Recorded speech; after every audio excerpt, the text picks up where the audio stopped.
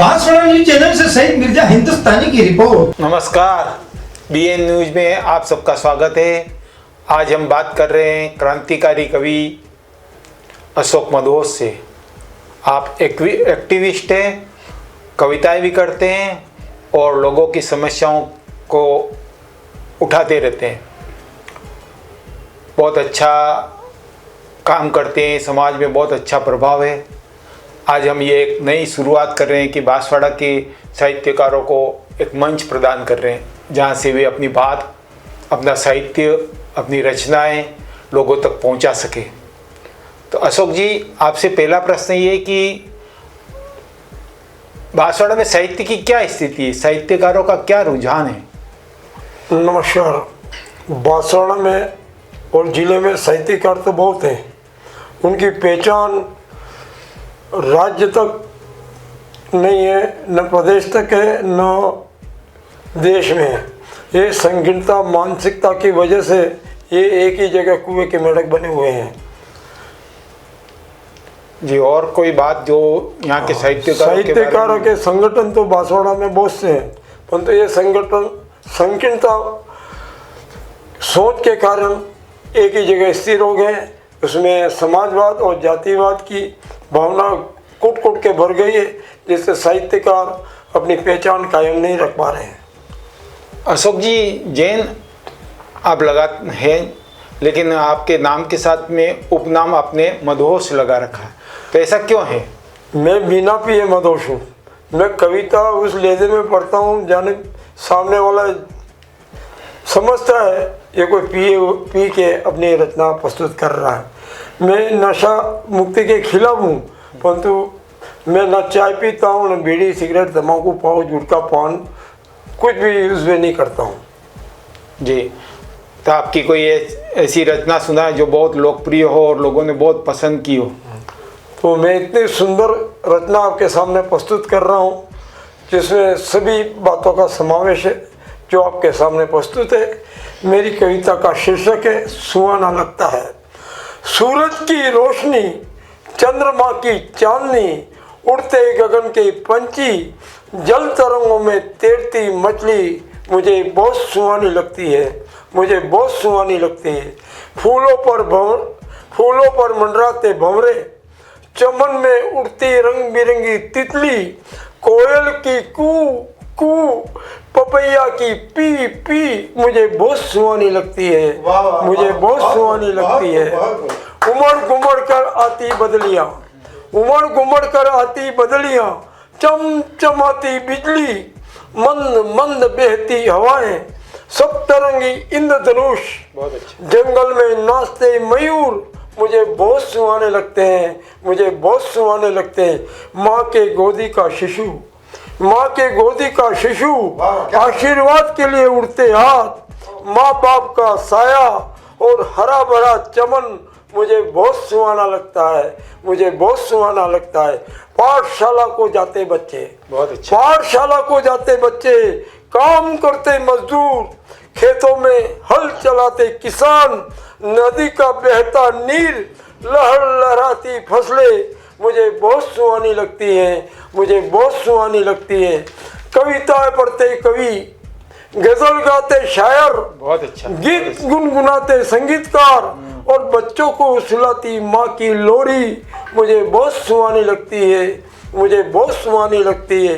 नववधू की खनकती चूड़ियाँ, नववधू की खनकती चूड़ियाँ, माथे की बिंदियाँ, सिर का सिंदूर, काले काले नागिन जैसे केश मुझे बहुत सुहाने लगते हैं, मुझे बहुत सुहाने लगते हैं। मैदानों में खेलते खिलाड़ी, मैदानों में खेलते खिलाड़ी, मानव जीवन को बचाने वाले हाथ, मानव जीवन को बचाने वाले हाथ और वतन पर मर मिटने वाले लोग मुझे बहुत सुहाने लगते हैं, मुझे बहुत सुहाने लगते हैं। ईश्वर से दुआ मांगते हाथ, ईश्वर से दुआ मांगते हाथ, सत्य अहिंसा का संदेश देने वाले संत, दूध देती गाय, जंगल में विचरण करने वाले पशु पक्षी और कश्मीर से कन्याकुमारी का भारत मुझे बहुत सुहाना लगता है। कश्मीर से कन्याकुमारी का भारत मुझे बहुत सुहाना लगता है। गगन में लहराता तिरंगा, बहुत अच्छा। गगन में लहराता तिरंगा, सीमा पर पहरा देते प्रहरी, बहुत अच्छा। वंदे मातरम का गान गाने वाले मानव मुझे बहुत सुहाने लगते हैं, मुझे बहुत सुहाने लगते हैं, मुझे बहुत सुहाने लगते हैं। बहुत अच्छा अशोक जी, बहुत अच्छी कविता आपने सुनाई। अशोक जी, आपकी रचना प्रक्रिया क्या रहती है, या ये बताएं कि आप क्यों लिखते हैं? जैसे तुलसीदास जी वो स्वांत सुखाए लिखते थे, कुछ लोग मनोरंजन के लिए लिखते थे, तो एक तो पहले तो ये बताएं कि आप क्यों लिखते हैं? सबसे पहले तो मेरे को आत्मा की शांति मिलती है, आत्म शांति मिलती है। मैं कुछ लिखता हूँ, मेरे दिल से विचार उठते हैं और मैं प्रकृति में जो भी परिवर्तन होते हैं, जो चीज़ देखता हूँ उसी पे मैं लिखता हूँ। मुझे किसी की किताब पढ़ने की भी आवश्यकता नहीं पड़ती है, मैं जो देखता हूँ वैसा ही लिखता हूँ। बहुत अच्छा। तो अशोक जी, आपकी रचना प्रक्रिया क्या रहती है? जैसे कुछ लोग सुबह उठ करके लिख देते हैं, कुछ लोग रात को लिखते हैं, कुछ लोग सब तरह के पेन लेकर के लिखते हैं। अलग अलग तरह के लोगों का अलग अलग रुख रहता है। एक कवि तो ऐसा था कि रास्ते में पड़ा हुआ कागज उठा करके और उसके ऊपर लिख करके और रख लेता था। तो आपकी रचना प्रक्रिया क्या रहती है? मेरी रचना प्रक्रिया ये है कि न तो मैं पहले कोई सोचता हूँ और तुरंत मेरे पे विचार आते हैं और तुरंत मैं पेन कॉपी या विचारों को अंदर समावेश करके और तुरंत लिखने के प्रयास करता हूँ और लिख देता हूँ। बढ़िया रचना मेरी प्रस्तुतिकरण के साथ पेश कर देता हूँ। तो आपकी एक आध कोई ऐसी रचना सुनाए जो कि आपको स्वयं को बहुत अच्छी लगती है? हाँ सुनिए, मैं एक कविता ऐसी सुना रहा हूँ। एक लड़की की भावना है जी। एक लड़की की भावना मैं आपके सामने प्रस्तुत कर रहा हूँ, उसको आपको आनंद भी आएगा। सजना सवरना, सजना सवरना, बहुत अच्छा। आईने के सामने निहारना मुझे अच्छा लगता है। बहुत अच्छा। माथे पर बिंदिया लगाना, होठों पर लिपस्टिक लगाकर इतराना, गुलाब के फूल जैसे चेहरे पर फेयर लेवली लगाना, कानों में झुमके पहनना मुझे अच्छा लगता है। बहुत अच्छा। नए नए रंग बिरंगे फैशन युक्त परिधान पहनकर, बड़े अदब के साथ ऊंची एड़ी के सैंडल पहनकर ठुमकना मुझे अच्छा लगता है। रंग बिरंगी तितलियों के संग डोलना, गुलाब के फूलों के बीच मधुर तान छेड़ना, हरे भरे दरख्तों के नीचे टहलना, लताओं के बीच बैठकर ठहकाए लगाना, पर्यावरण का ख्याल रखना मुझे अच्छा लगता है। बहुत अच्छा। सदैव हंसना, हंसाना, झूमना, नाचना, गीत गाना, शेरों शायरिया गजल गुनगुनाना, कविताएं पढ़ना मुझे अच्छा लगता है। रिम झिम बरसते पानी में भीगना, प्रियतम के संग रहना मुझे अच्छा लगता है। सजना सवरना, आईने के सामने निहारना मुझे अच्छा लगता है। एक लड़की की भावना में आपके सामने प्रस्तुत की है। बहुत आपकी कविता भी हमको बहुत अच्छी लगी, बहुत आनंद आया और मज़ा आया कि बहुत अच्छी प्रस्तुति आपकी, आपने बड़े अच्छे शब्दों का चयन किया है। अशोक मधोज जी, आपको किस कवि से प्रेरणा मिलती है, या आपका पसंद का कवि कौन सा है? ऐसे तो बहुत सारे कवि हैं पूरे देश में और विश्व में, और बड़े बड़े शायर भी हैं। मैं उनको सुनता तो हूँ, कभी कभी पुस्तकें उठाकर पढ़ भी लेता हूँ, परंतु मैं सब पढ़ने के बाद उनके विचारों को, उनकी लेखनी को नज़रअंदाज नहीं करता हूँ। उनके शब्दों को चयन करके मेरे अंदर अंतरात्मा से आवाज़ उठती है, लिखने की प्रेरणा मिलती है, मैं लिख देता हूँ। अभी हाल ही में लिखी हुई कोई कविता हो तो आपकी वो सुनाए। मैं वर्तमान में जो इंसानों के साथ जो स्थिति हो रही है, कट रही है जिंदगी में किस प्रकार उतार चढ़ाव आते हैं, इस संदर्भ में मैं आपके सामने कविता प्रस्तुत कर रहा हूँ। दौर का हालात बता रहे हैं। हाँ, हालत बता। बहुत अच्छा। दिन के उजाले में गम के साए में कट रही है जिंदगी। बहुत अच्छा। दिन के उजाले में गम के साए में कट रही है जिंदगी। चांदनी रात में, डरावनी अंधेरी रात में, सनसनाती हवाओं के बीच कट रही है जिंदगी, कट रही है जिंदगी। बहुत अच्छा। रिम झिम बरसते पानी में, रिम झिम बरसते पानी में, आंधी तूफानों के बीच कट रही है जिंदगी, बहुत अच्छी। आंधी तूफानों के बीच कट रही है जिंदगी, कभी धूप कभी छांव, तपती रेत पर कट रही है जिंदगी, क्या बात। कट रही है जिंदगी, कभी बिन रोटी, बहुत अच्छी। कभी बिन रोटी, कभी आधी रोटी, कभी पेट भर खाना खाकर कट रही है जिंदगी, बहुत अच्छा, कट बहुत रही है जिंदगी, कभी खुश मिजाज, बहुत- कभी खुश मिजाज हंसी के पलों में, कभी पहाड़ जैसे दुखों के बीच कट रही है जिंदगी, कभी अच्छा। पहाड़ जैसे दुखों के बीच कट रही है जिंदगी, कभी पत्नी से दुखी, बहुत अच्छा। कभी पत्नी से दुखी, कभी पत्नी से सुखी, कभी पत्नी से सुखी, बाल बच्चों के बीच कट रही है जिंदगी, क्या बात। बाल बच्चों के बीच कट रही है जिंदगी, सुबह से शाम, सुबह से शाम, रात से सुबह के बीच कट रही है जिंदगी, सुबह से शाम, रात से सुबह के बीच कट रही है जिंदगी, कट रही है ये वास्तविकता का बोध कराया है। कट रही है जिंदगी। वास्तव में अगर कोई महत्वाकांक्षा नहीं हो, कोई आगे करने की इच्छा नहीं हो, तो ऐसा लगता है कि कट रही है जिंदगी। और आजकल ज्यादातर लोगों की स्थिति यही हो रही है कि कट रही है कह नहीं पा रहे हैं ना, कट तो रही है, पर कह नहीं पा रहे। हिम्मत नहीं है यार कुछ और वजह। अशोक जी, आप तो बांसवाड़ा में जो काव्य गोष्ठियों में जाते होंगे, वहाँ क्या स्थिति है? लोग दर्शक आते हैं कि नहीं आते हैं? हाँ, बांसवाड़ा में काव्य गोष्ठी होती है। पहली बात तो जो संगठन है या साहित्यकार जो भी अपना मन संचालन करने वाले हैं, वो केवल साहित्यकारों को अपनी मन पसंद के बुलाते हैं, अच्छा, ज़्यादा भीड़ इकट्ठी नहीं करते हैं, और नैरो माइंड है, अपनी रचना तो प्रस्तुत नहीं कर पाते हैं, दूसरे की सुनने की क्षमता भी नहीं है उनमें। अच्छा। इसलिए ये लोग हैं अपनी अपनी गुटली खा रहे और बजा रहे हैं। तो कहीं ना कहीं जो साहित्यकार ऐसा लग रहा है कि गुम होते जा रहे हैं। साहित्यकार तो गुम हो गए हैं, अच्छा, अटक पटक में इधर इधर देखने को मिलते हैं, लिखने वाले भी हैं परंतु उनको सुनने वाले नहीं है, कोई श्रोता मंच नहीं मिलता है, श्रोता श्रोता भी नहीं मिलते हैं। और बड़े बड़े जब कवि सम्मेलन होते हैं उस टाइम में वो कवि बाहर बैठ के सुनते हैं बड़े बड़े कवियों को, बहुत अच्छी। उनकी एंट्री नहीं हो पाती है। ये आपसी मन मुटाव और संगठन में वाद विवाद की वजह से इस प्रकार बांसवाड़ा की स्थिति है। और इस बांसवाड़ा की स्थिति या पूरे भारतवर्ष की स्थिति? और अभी तो वर्तमान में पूरे भारत में ये स्थिति है। यही चल रहा है। हाँ, साहित्यकार गुम हो गए हैं। जो लिखते हैं तो व्हाट्सएप में फेसबुक पे ही उपस्थिति दे पाते हैं, और पत्रकार लोग हैं जो प्रिंट मीडिया है वो भी इनको गेटअप नहीं करता है। नहीं, हम तो साहब BN बांसवाड़ा न्यूज चैनल पर स्वागत है साहित्यकारों का, शायरों का, कवियों का। BN चैनल ने जो काम किया वो सराहनीय है, उनके लिए तो मेरे के दिल में जगह है।